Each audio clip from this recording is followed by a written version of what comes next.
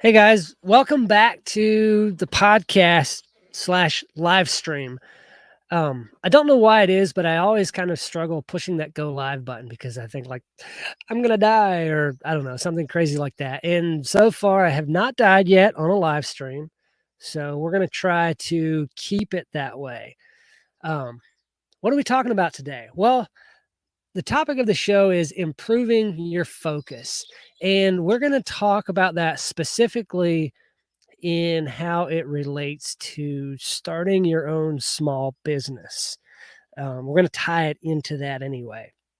I'm not going to be like, this is what you need to focus on, but we're going to be talking about, I guess, the mental aspects, the things that you can control in your brain to help you focus on the right things and how that ties into your business.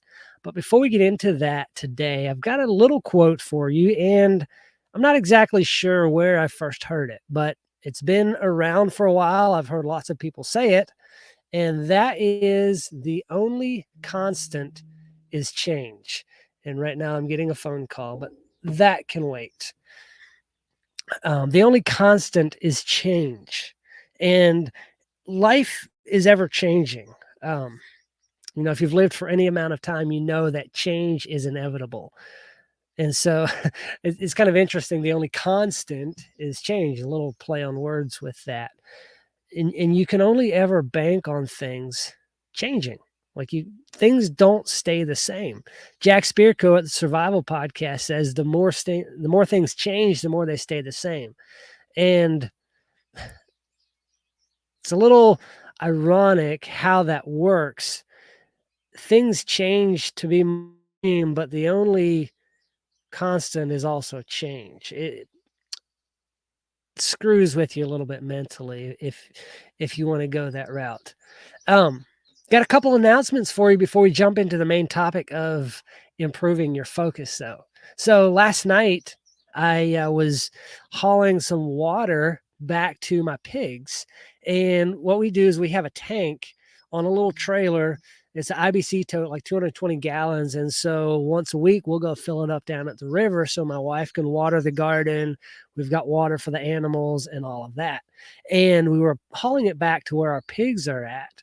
And she starts freaking out, like not really freaking out, but talking all excitedly. And to me, she was freaking out. My heart rate went through the roof and all that. And here all it was a swarm of bees on a fence post. And so we went and did what we needed to do, found a bee box and went and caught that swarm of bees. I've never, well, I did help catch a swarm of bees once before. And it was interesting. I wasn't the one doing the collecting at that time, but last night I was the one doing the collecting. And so it was really cool as, we've got this fence post and the bees are just covering the wooden fence post. And I had my gloved hands and I went in, I scooped them up and dumped them onto the bee box. And so it's a really cool sensation. You've got a big old handful of bees and they're just kind of swarming and buzzing all over you. It's kind of a cool sensation. And I got most of the way through collecting these bees without any incidents, no stings, no nothing like that. But they were, they were a little irritated, as you would be if somebody tried to move your family to where you didn't want to be moved to. And they were buzzing at my netting that was around my head to protect me from getting stung. Thankfully, I had that. So as I was finishing up and trying to sweep most of the bees off of me, I could feel one crawling around in my shirt. So I'm like, I got to go get my shirt off so this guy can get out. He's going to sting me somewhere. And I didn't want to be stung because I don't like getting stung. And so got most of the bees off the suit and walked away from them, took my suit off. Well, as I took my suit off, pulled the hood back, and one of them flew in and stung me right in my temple. And it never feels good to get stung. It doesn't hurt that bad, but it doesn't feel good to get stung. Well, this one here, I immediately started getting a headache. And if you know me, I almost never get a headache. If I get a headache, it is a write this down in your notebook. This is history in the making type of thing. I don't get headaches. And I immediately started getting a headache on this one. It only lasted for a few minutes, but it did affect me pretty quickly. And I wasn't too worried about it. I've only ever had one bad reaction to a bee sting, and that was about 5 years ago, 5.5 years now, when Dad and I were working with our bees that we had in Georgia just before we moved to Kentucky.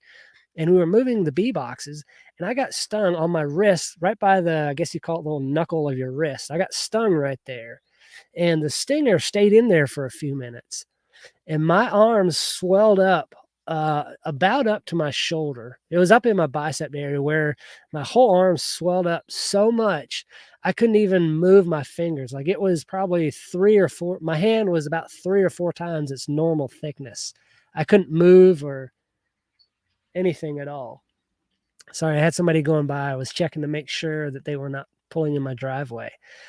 And so I wasn't too worried about the bee sting I received last night because I've only ever had one bad reaction to a bee sting. Until that is, I was about to shower last night and I was checking out this bee sting on my temple. And I'm like, the stinger's still in there. I'm like, oh boy, that's what happened last time when I had that other horrible reaction. And so I pulled the thing out, and it's, that never feels good either. It's like a little drop of poison on the end of it. So you pull it out and it feels like it's pulling half your skin off. And it was weird. It was just a tiny little stinger. And the damage that they can do. Like, by the time I'd found out that the stinger was there was probably a 2 or 3 inch area on the side of my head that was red and starting to swell a little bit.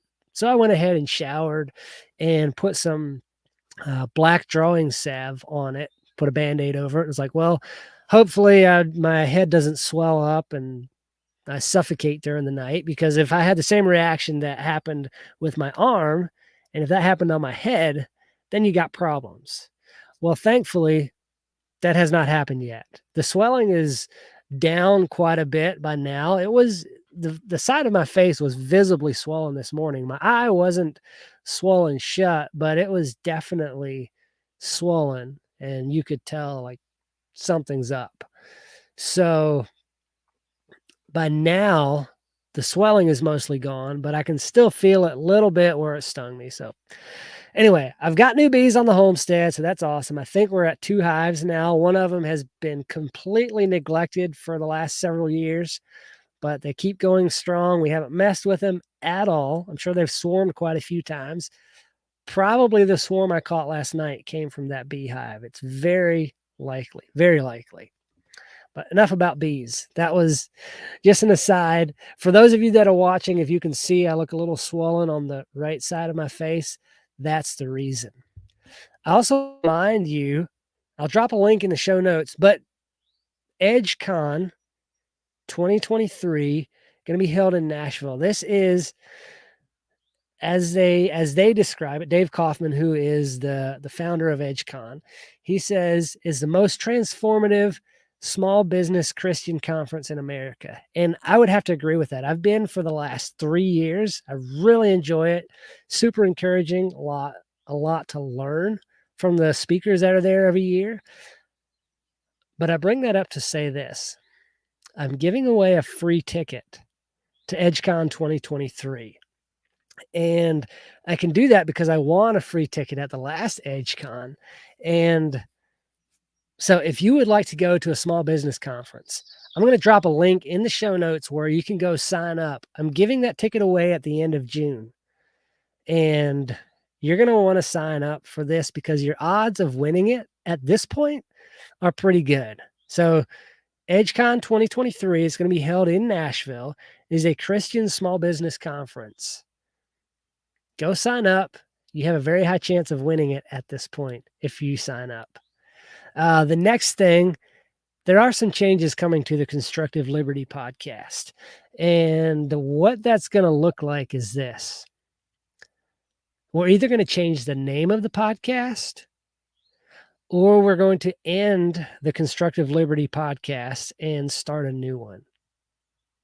And I haven't worked out all the details of that yet.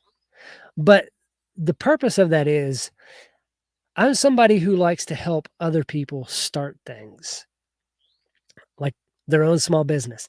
I think everybody should have a small business or a side hustle. It gives you the mindset, the mentality of doing everything for a profit. And that doesn't mean that you can never be like, "Oh, I'm not gonna make some money off of helping this little old lady with her steps, so I'm not going to go do that." That's not what I'm talking about here. What I mean is looking at the cost versus benefit of everything you do, whether that is your homestead, whether that is, um, having the goats, the rabbits, the pigs, the chickens, the sheep, the whatever on your homestead, or the things that you do in your construction business. Is building decks profitable for you?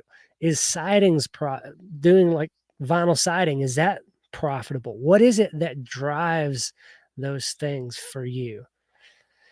And starting a business or a side hustle gives you the analytical mind, or it helps you understand how those things work and what to look for. So I'm a firm believer that everybody needs to start a small business. And so the reason I'm changing the Constructive Liberty podcast is to better reflect that marketing. So my options are either building small business as the name of the podcast, and I have that website already, or something like solopreneur radio, because I am a solopreneur. I work on my own. My wife's got her own. We've each got our own business, multiple businesses. And as we're working through a lot of the things within those businesses, we're learning a lot. We're learning how to do marketing, the client attraction thing. We're learning about email marketing, person to person. We're learning how to build a small business. And I love it. Like, those are the things that really get me excited, is the possibilities of what could be. I almost like talking about what could be, the possibilities, better than, the actual reality of things. And that's a downfall of mine. It really is. It's something that I struggle with. I have to guard against that, because I can often start something and then not finish it. The thing that I love doing within that is helping people figure out what it is that they love doing, and then thinking of ways to monetize that. Whether that is, like for my wife and I, the homestead, the construction, flower business, the helping other people business.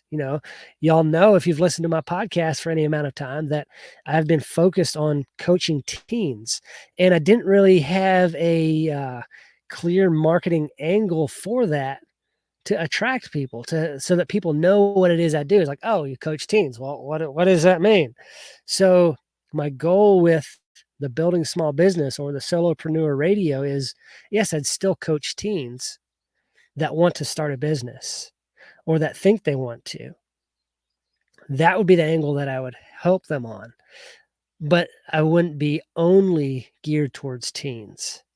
It would be both and, it can be 25, 30, 50-year-olds. But also, I really want teens to start their own business. So it's opening up the market a little bit, but instead of just all of teen market, it'd be people who want to start their own business as a solopreneur, but don't know where to start or need somebody to bounce their ideas off of. Because I'm pretty good at being able to have ideas bounced off of me and spit them back, have some insights into those things, help you to see the possibilities, the potential pitfalls, and all of that. I do that fairly well. So that's where I'm going with the podcast. I'm either going to change the name or start a whole new one, but you guys here will be the first to know when that actually happens.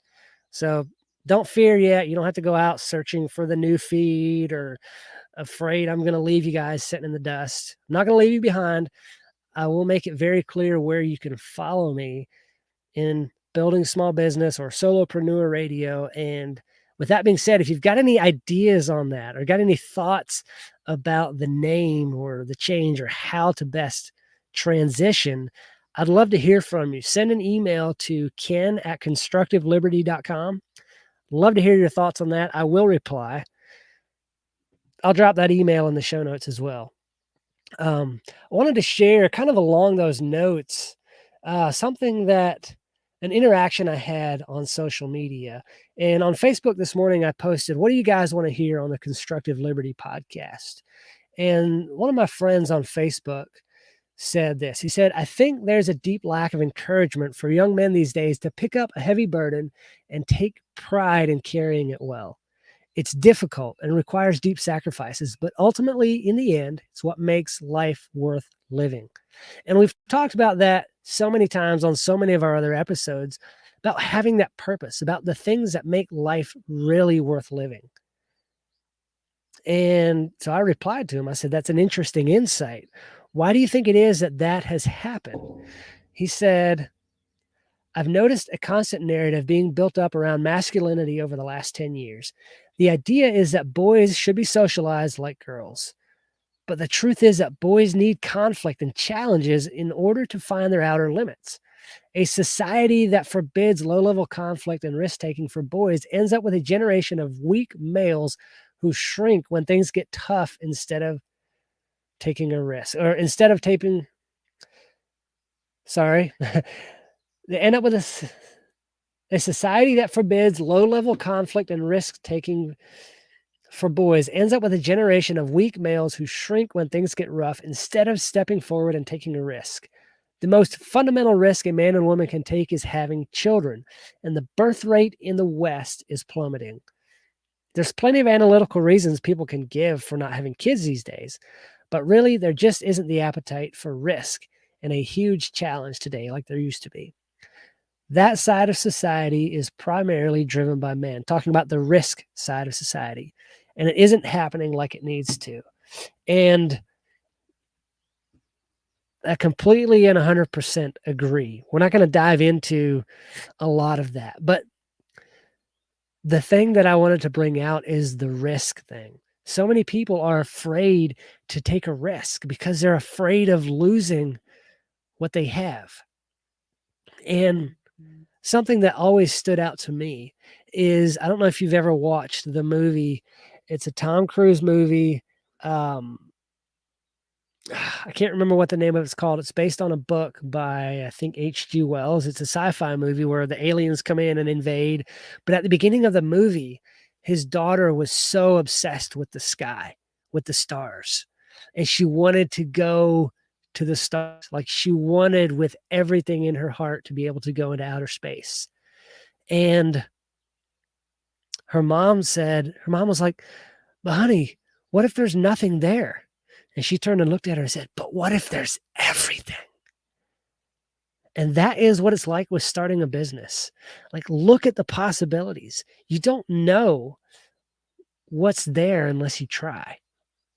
Yes, you could lose what you have, but you'll come through it with your life. So many people have failed thousands of times and come through to create the biggest success that anyone could imagine. You know, a failure is only a true failure if you don't learn from it, if you don't learn a lesson. Some people say failure to fail is simply your first attempt in learning. Don't let it become your final attempt in learning. That is when it is truly a failure. If you learn a lesson from it, you adapt, you tweak, maybe even go in a completely new direction, you have not failed. Sure, you didn't achieve the end goal that you set out to achieve, but you learned something. You learned that maybe I don't want to do that thing. Maybe you tried to start a handyman business and failed utterly, and you realize, you know what? I really don't like working for myself. I don't like the stress of having to go find clients and doing the work and then having to send the bill and the collections and keeping up with that side of it. Maybe you don't like that and you just want to go work for somebody else. That's great. There's nothing wrong with that. It doesn't mean that you are a failure. Too many times people identify with their actions and they lose focus on what's important. And so, this is kind of where we bring in the improving your focus thing that we talked about at the beginning. We're 20 minutes in and we haven't really talked about improving your focus. But this whole time, we've been talking about what it is that you want to focus on, what it is that you enjoy doing, creating that business, focusing on the things that are important. And I'm not saying it's important that you create a business. I believe everyone should try to make money doing their own thing. That is what I call a business. I'm not saying you have to go apply for your business license and get incorporated and do all of those things. I'm not saying everybody needs that aspect of it. What I'm saying is everybody needs to try to generate an income outside of the 9 to 5 job. For some people, that is going to be having their own full-fledged business. For other people, that's going to be, hey, you know what? I love going shopping at flea markets. And I see these items there all the time for $5. And I see them on eBay for $27 selling consistently.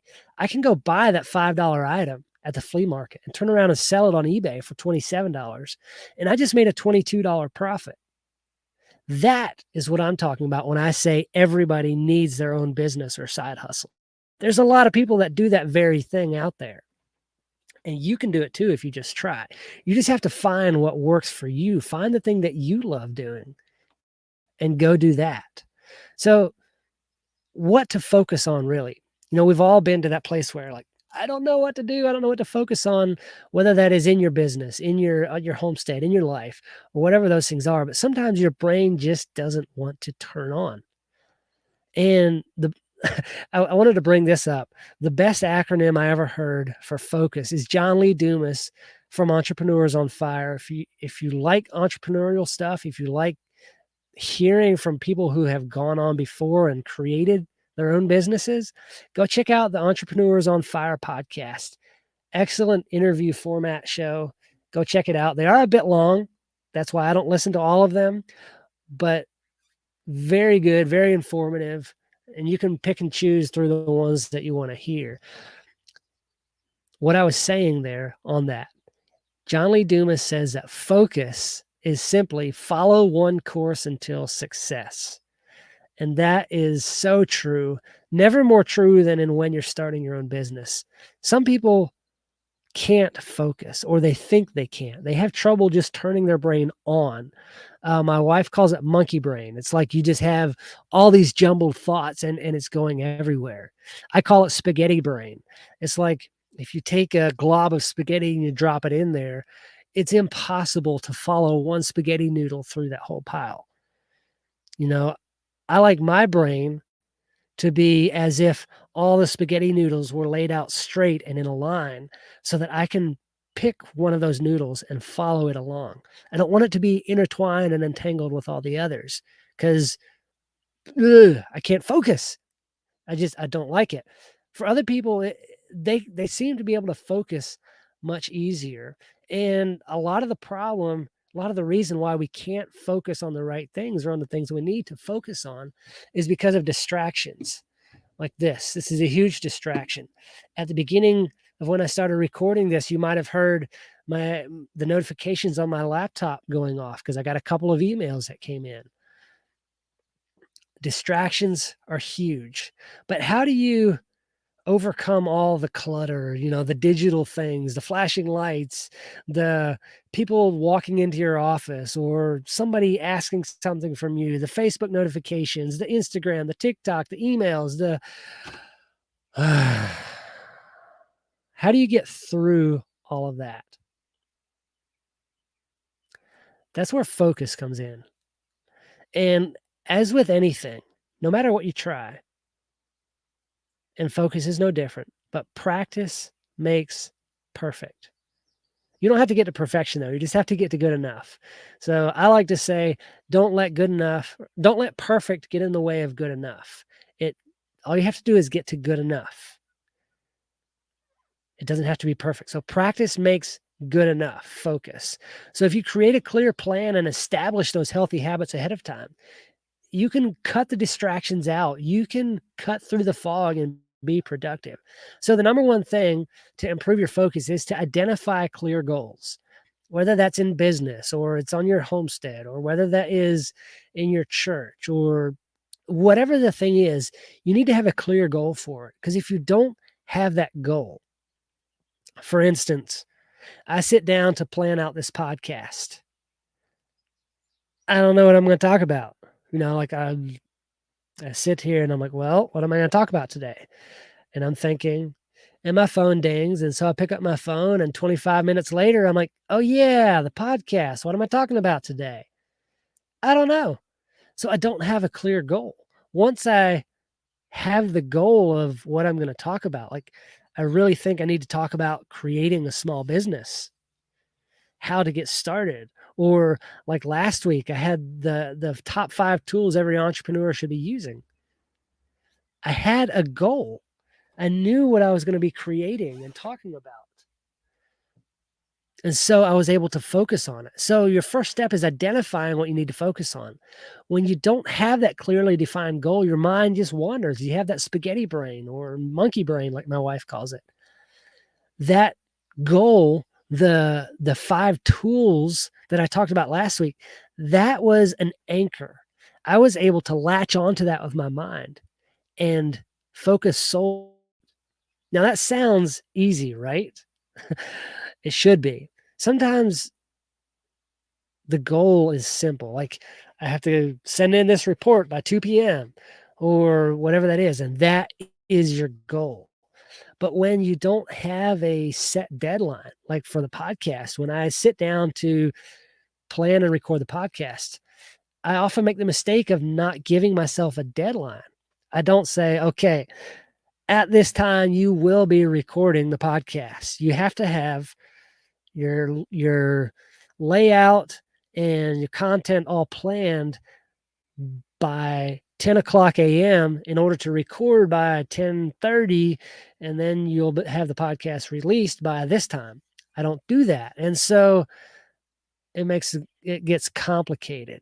So if you can identify the priority and write it down, break it down into small little tasks that you can do, whether that is, on a notepad or whether that's on your phone, have those things broken down, put them in order of importance. I'm not going to sit here and put down record podcast at 8 a.m. and then at 8:30 create podcast notes. And then, it has to be an order of importance or an order of priority. And it often helps to take the biggest and most urgent ones first. If that's in my construction business, I'm going to attack the big thing of the day first. I'm not going to go do all the little items that take 15 or 20 minutes. I'm going to do the 6-hour thing first. That's the urgent one. That's the big one. I've got to get that one done before I do all the rest of the things. It's like the big rocks thing. If you have a 5-gallon bucket and you have a bunch of big rocks, then you have a bunch of little rocks, then you have a bunch of sand, and then you have water. What order do you put those things in? You got to go with the biggest things first, the big priorities. Put the big rocks in first. Then the little rocks fill in the cracks. Then the sand fills in those cracks. And then the water fills in all those cracks. Separate it out, we talked about, into small steps, but give those steps blocks of time. Do this thing for this long. Set a timer even if that helps. And don't overextend yourself. You have to be realistic with it. You can't say, I'm going to record this podcast in 15 minutes, and you only give yourself 15 minutes to record a podcast that is now at 30 minutes. You can't overextend yourself. That's not realistic. Got to have good expectations. And instead of making a list that's 2 miles long, and then you look at it and it's like, oh no, how am I going to get all this stuff done? Just give yourself a couple items off the list. The highest priority ones. I'm going to do this. Then you come back to the list and do that. You focus, you follow one course until success. And then you come back. And if you run out of things to do on that list of items, then you create a new list. You also need to get rid of those distractions that we talked about. Put your phone on airplane mode, put it in another room, turn off your notifications, close those browser windows. Right now, I'm looking at like 15 browser windows, and any one of them could pop up and start yelling at me about something. You've got to get rid of those things if you want to focus. When I am trying to work on a quote for a client, I have to close out of those things. I've got to get rid of them. Those are digital distractions, right? But there's also physical distractions, like people walking in on your office. There's hunger. You've heard the term hangry, right? Like when you're so hungry that you're angry and you can't focus. My wife gets like that. She doesn't do well when she's hungry. I don't have much of a problem with it. If I'm super duper hungry, like if I've missed 2 meals, then yeah, it's not great, but it's not that big of a deal for me. Another one is the temperature. Like, are you too hot? Are you too cold? It's hard to stay focused when there's sweat dripping off of you. Another one is noise. You know, if in the background over here, my neighbor is running his lawnmower, or over here, that neighbor is running his tractor and bush hog, 50 feet away, bush hogging his field out there. That's a lot of noise and it's very distracting. So I might put some headphones on, put on some nice music or something like that. The next thing that you need to do to improve your focus is stimulate your brain. Now, love coffee, hate coffee, whatever. It is proven that caffeine helps you to focus. It improves it. I'm going to liken it to your phones and a computer. So digital devices have what's called a processor. And that is what processes the information of the digital device. Now, a slow processor processes things slowly. That's when your computer gets slow. Your processor is having a hard time keeping up. Excuse me, whether that's clogged or whether it's just getting old, whatever that might be. You can do something to those devices called overclocking it. That is, from my understanding, it forces it to work faster than it's designed to do. Okay? So what you're doing is you're maybe adding more voltage to it than it should have. And that makes it work a little faster, which creates more heat. It probably will make so the device doesn't last as long. Caffeine works the same way. It stimulates your brain sometimes faster than it should go. If you ever drink coffee and you kind of get jittery and you get the shakes and things just aren't going well for you, that's the caffeine working, right? But it can help improve your cognition. But if you get dependent on it, that is not a good thing. So you might want to save that for days when you're really struggling. I know that I could drink less coffee. I know Nicole Sauce of Hollow Roast Coffee, who makes the best coffee in the world, by the way. She probably would not like to hear me say I should drink less coffee, but I should drink less coffee. You could also try adding some background music. When I really need to focus or maybe I'm feeling stressed, I turn on some soft, easy listening, either like some musical or some Enya, just some relaxing music to calm my brain down, or just to help me to focus, to take away those other distractions. It doesn't take up a lot of my processor space in my brain, but it does calm it down just a little bit and helps me to focus on the right things. Every time I think of listening to music like that, I have to think of an Adventures in Odyssey episode. Now, growing up, I listened to Adventures in Odyssey every single night. I loved Adventures in Odyssey. And if you've got kids, you need to have them listening to Adventures in Odyssey as well. It's a show produced by Focus on the Family. Excellent show. But there was a family called the Rathbones. And one night they're a very sarcastic family. And they were trying to win an award, like some best family award or something like that. And so they're trying to do all of these things to seem like a good family. And the dad turned on some classical music. And the son, whose name was Rodney, was like, "What's that?" And the dad said, "It's classical music. It aids the digestion." And Rodney says, "I think it's working. I'm starting to get sick." So I always have to think of that when I talk about listening to classical music or something to calm you down and all that. It's just a little humorous aside from my childhood. So try some background music, whatever it is that helps you focus. That might be for you, it might be some heavy metal or rap or country or Southern gospel or bluegrass, or I don't know what it is for you. Just find your thing and try it. And the last thing is to take breaks. So once you've done all the other things and it's kind of working, but you still find your mind just, going that monkey brain or the spaghetti brain after a while, it's because you're focusing on it too long. You're focusing too hard. See, our brain wants new things. That's why the focus of today's world is like 3 seconds. So I know you've heard of TikTok. Maybe you've never been on TikTok.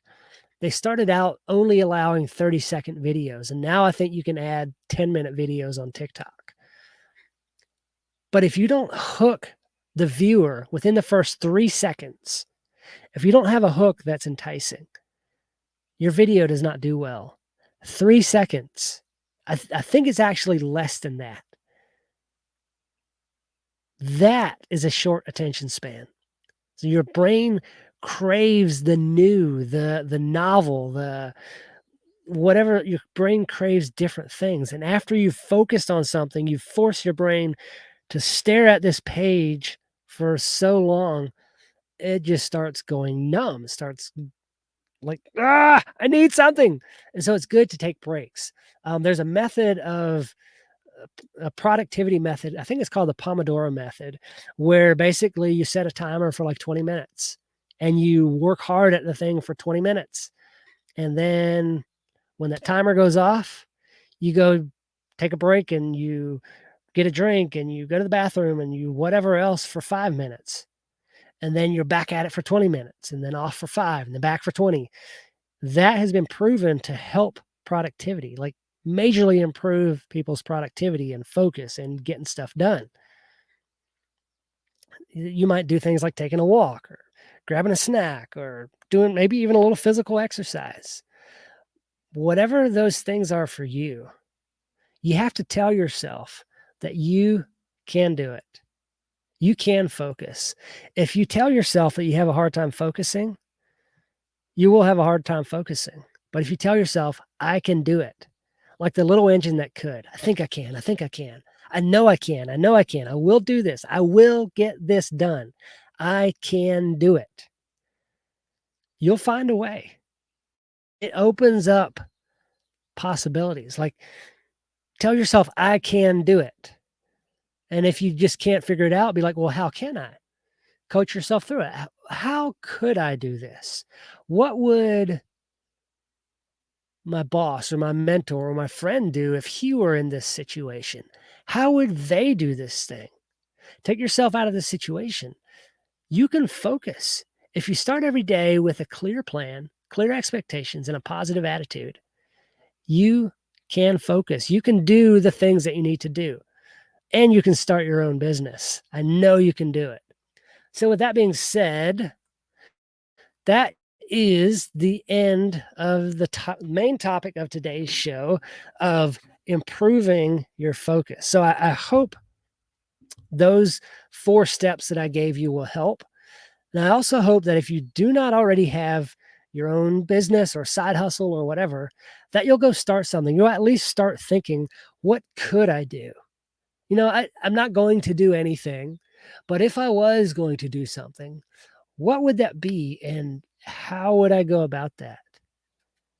Just play that mental exercise for a minute and think it through and then go start something. Don't be held back. And don't forget to go sign up for the EDGEcon ticket giveaway and drop me an email, ken@constructiveliberty.com, with your thoughts on building a small business or solopreneur radio for the new name of the podcast. Do good work.